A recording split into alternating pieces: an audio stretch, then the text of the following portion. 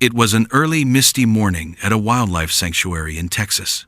Tom, the elderly caretaker, was doing his morning rounds when he saw Luna, his female shepherd dog, dragging a muddy sack from the edge of the forest back toward the old barn.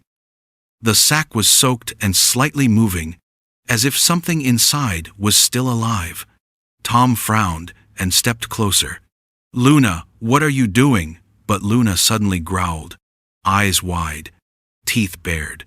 She pulled the sack inside the barn and blocked the doorway, her breathing heavy and sharp. Two sanctuary workers rushed over. One of them gasped, "Tom, she's gone mad! Look at her!" Tom raised his hand gently. "No, that's not madness in her eyes. That's fear." Luna had lost 2 of her puppies that winter. Since then, she had become restless, wandering at night, sniffing around the forest edges as if searching for something. The grief had awakened her strongest instinct, the desperate urge to protect anything small and fragile. Now, when she found a living creature in danger, she treated it as her own. And when humans approached, she wasn't being vicious. She was simply terrified that someone might take her child away again. A cold breeze swept through, carrying a faint, raspy sound from inside the sack. Tom froze. It wasn't a meow, nor a whimper. It was something else entirely. He signaled the others to stay back, then slowly stepped inside. Luna growled softly, but didn't attack.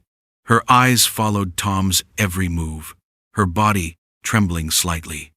Tom knelt down and carefully cut the rope.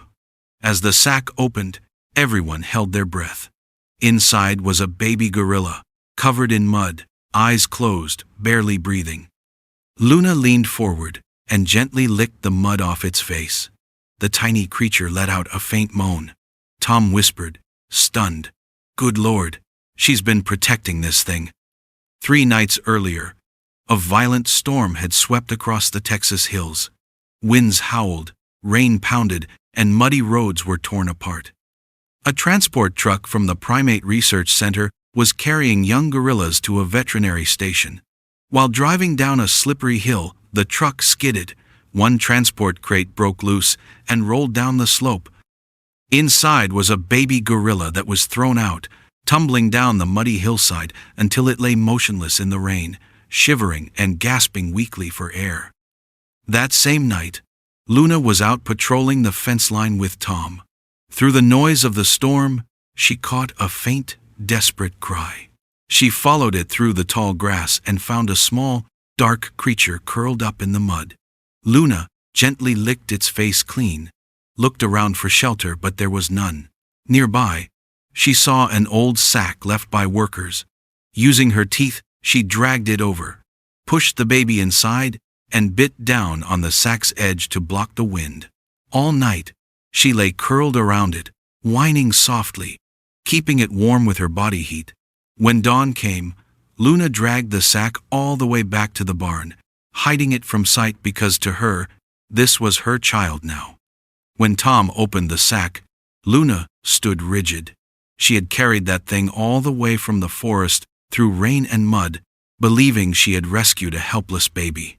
Now, watching humans touch it, she thought they were going to take it away, so she growled and shielded it once more.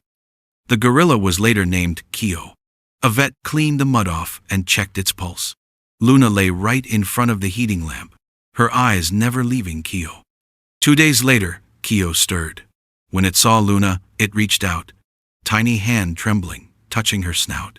Luna lowered her head, letting it grab her nose. Keo made a faint sound, something like, "Ma, ma." From that day on, Luna barely left Keo's side. She let it sleep pressed against her belly, cleaning it the way she did her own pups. Her remaining puppies sniffed the newcomer, then curled up next to it. Tom recorded the moment with his old camera. The video spread quickly. A shepherd dog raising a baby gorilla. People came to see. Some cried, some laughed in disbelief. But Tom only smiled and said, "She's just doing what a mother does best." One morning, Luna barked frantically, The barn door was open, Keo was gone. Tiny handprints trailed into the forest. Tom and two workers followed the tracks. At the forest edge, they heard a sound, rhythmic thumping, faint but steady. Down by the creek, they found a young ranger trapped, his leg pinned under a rock, water rising fast. Beside him, Keo was pounding the ground, signaling for help. Luna jumped in, barking loudly. Tom and the others pulled the man out just in time. Keo held on to Luna, trembling. The ranger whispered weakly, "If it weren't for him, I'd be dead." The story spread across the county. Local news wrote, "The baby gorilla saved by a dog now saves a man." After that, Keo was allowed to stay at the sanctuary for a few more months. Each morning, Luna and Keo walked along the fence, with her puppies trailing behind. Keo learned to play, to run, to call out, and every evening he'd rest his head on Luna's chest. One day, heavy rain flooded the stream again. A puppy slipped and fell into the rushing water. Luna leapt in, but the current was too strong. Keo climbed onto a floating log, reached out his long arm, and caught the puppy. Luna pushed from below, while Tom and the others pulled from the bank. They saved them all. Tom wiped his tears. This time, he saved Luna's family. Weeks later, the Primate Research Center called. It was time to bring Keo back. The whole town gathered to say goodbye. Keo clung to Luna, pressing his forehead against her muzzle, eyes full of emotion. As the truck prepared to leave, Keo beat his chest once, a deep, echoing thump. It was something he once did out of fear. Now it felt like a promise. Luna lowered her head and gently licked his hand one last time. Months passed. A sudden storm hit the sanctuary one evening. The old barn collapsed. Luna was trapped inside. Tom called for help, but the radios were dead. Just when he thought all was lost, a white research van appeared through the rain. The door opened. Keo stepped out, larger, stronger, his eyes wide with alarm. He ran straight to the rubble, lifting heavy planks, grunting in desperation. They freed Luna. She was weak, but alive. Keo knelt beside her, placing his hand gently on her chest. In the pouring rain, everyone stood silent. Tom whispered, "The one she saved just saved her back." That evening, the Texas sky burned orange at sunset. Luna lay by the porch, while Keo sat on the other side of the fence. Their eyes met across the golden light.